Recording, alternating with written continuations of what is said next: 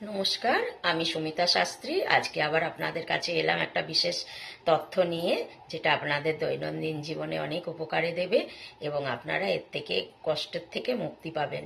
সেটা হচ্ছে যে আপনারা যদি দেখেন যে আপনাদের সত্যি খুব কষ্ট হচ্ছে, যে কোনো কারণেই হোক, কিন্তু আপনারা বুঝতে পারছেন না যে কি কারণে কষ্টটা হচ্ছে, তো আপনারা এটা করতে পারেন যে আপনারা শনিবার করে শনিদেবের মন্দিরে গিয়ে পুজো দিয়ে আসুন। ইনি হচ্ছেন ন্যায়দণ্ডের দেবতা। মানে আপনার দোষ হোক, ত্রুটি হোক, ভালো হোক, মন্দ হোক, বিচার কিন্তু উনি করবেন।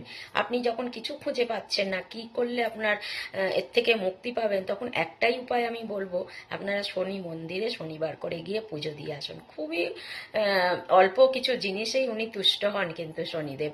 আপনারা গিয়ে যদি শনিদেবকে কোনোদিন সর্ষের তেল আর তিল দান করেন, পুজো দিয়ে আসেন, সেটাতে উনি খুশি হবেন।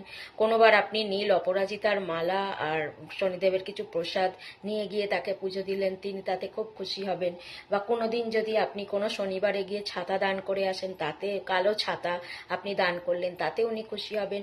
বা কোনো শনিবার গিয়ে আপনি সেখানে কালো চামড়ার চটি দান করতে পারেন। মানে মন্দিরের বাইরে একটা সাইডে রেখে দেবেন, নতুন, পুরনো নয় কিন্তু, মন্দিরের পুরোহিতের জন্য রেখে দেবেন এবং তাকে বলে আসবেন যে আপনার পুজোর পর এই চটিটি পরে আপনি এখান থেকে যাবেন।